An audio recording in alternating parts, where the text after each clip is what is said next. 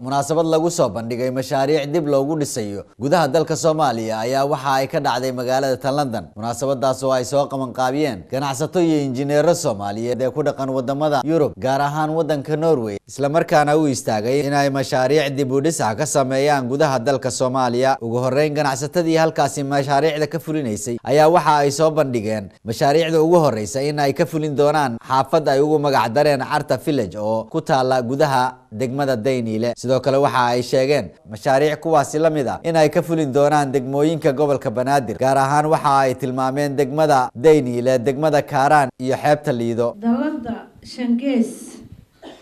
Shangees waa dalad ay ku bahoobeen shirkado dhismeed iyo maalgashi iskugu jira Soomaali iyo ajaanib intaba.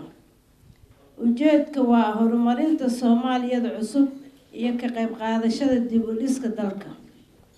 waxaa qorshaheeda mustaqbalka dhow yahay inay dalka ka hirgeliso 20 mashruuc oo ka kooban 5 xaafad oo Muqdisho ah iyo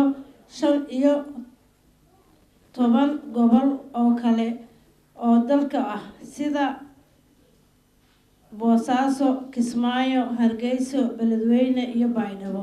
waa daladii Shangeesood.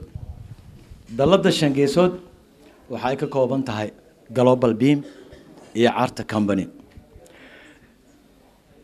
Global Beam waa shirkadda dhisi doonta dhismahaas quruxda badan la aad aragteen. waxaan isla soo hadal qaadnay dhibaatooyinka ay Faadumo Qaali qoraalkeeda ay ku xustay iyo waxa xal u noqon kara waxaan istusnay inaan xaafado sidaan oo kala ah iyo 15 maxay ahaday mashruuc oo iyaguna xarumo dalxiis iyo xaafado iskugu jira intaba inaan dalka ka hirgelino. Global Beam waxay ka kooban tahay dhismo, qayb biyo-gelin iyo koronto. waxaan ku shaqeynaa design iyo inaan dib ugu noqono Soomaaliya anagoo la kaashanayna Carta team aan dib ugu noqono dalkeena hooyo ka bacdina aan ka bilowno hawlaheena xagga. mashruucu wuxuu ka kooban yahay 60 guri oo deegaana, xarun caafimaad oo farmasiyo lagu talagalay inay xaafad u adeegto.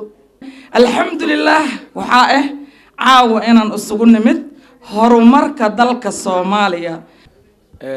anigu ku hadlayo magaca gobolada kana imid magaalada Bristol. mashruucan quruxda badan ee nimankan walaalay iyo injineerada ay keeneen oo ku faraxsanahay waana taageerina insha Allah taala. ugu dambeyntiina ganacsatadii soo bandhigtay mashaariicdaasi ay ka fulinayaan gudaha dalka Soomaaliya ayaa waxa si aad ugu riyaaqay jaaliyadii Soomaaliyeed ee halkaasi isugu timid.